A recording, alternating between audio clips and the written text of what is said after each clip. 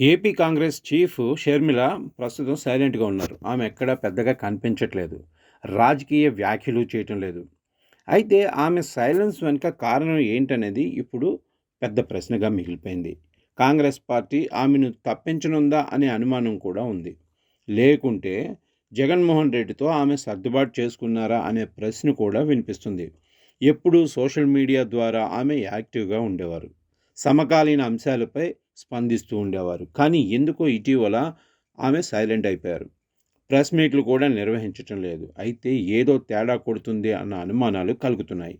ఆమె నాయకత్వం మార్పు ఉంటుందన్న ప్రచారం నడుస్తుంది. ఇంకోవైపు రాయలసీమ వేదికగా కొత్త రాజకీయ పార్టీని ప్రారంభిస్తారని కూడా టాక్ నడుస్తుంది.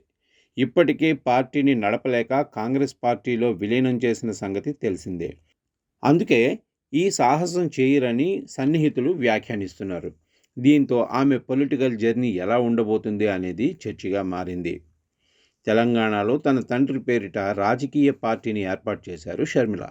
సోదరుడు ఏపీలో రాజకీయాలు చేయటంతో ఆమె అలా రూట్ మార్చారని అప్పట్లో ప్రచారం నడిచింది.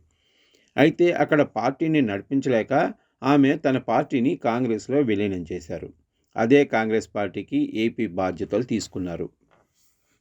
కానీ ఆమె హయాంలో కాంగ్రెస్ పార్టీ అభివృద్ధి చెందలేదు. పార్టీలో ఉన్నవారు సైతం బయటకు వెళ్ళిపోయారు. ఆమె కాంగ్రెస్ పార్టీ పూర్వ వైభవం తీసుకొస్తారని అప్పట్లో అంచనాలు ఉండేవి. కానీ ఆమె మాత్రం ఎక్కువగా జగన్మోహన్ రెడ్డికి వ్యతిరేకంగానే మాట్లాడేవారు. వైఎస్ఆర్ కాంగ్రెస్ పార్టీని మాత్రమే టార్గెట్ చేసేవారు. ఈ విషయంలో ఆమె అనుకున్న లక్ష్యం నెరవేరింది. కానీ కాంగ్రెస్ పార్టీ మాత్రం అనుకున్న స్థాయిలో ఏపీలో బలం పుంజుకోలేకపోయింది. కూటమి అధికారంలోకి వచ్చి 19 నెలలు అవుతున్నా షర్మిల కూటమిపై ఆరోపణలు చేసింది తక్కువే అని చెప్పొచ్చు.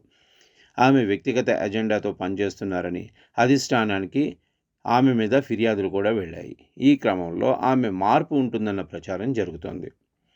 అయితే షర్మిల రాయలసీమ వేదికగా ఒక కొత్త పార్టీ పెడతారనే ప్రచారం కూడా జరుగుతుంది. ఇదే సమయంలో ఆమె జగన్మోహన్ రెడ్డిపై సైతం విమర్శలు తగ్గించారు.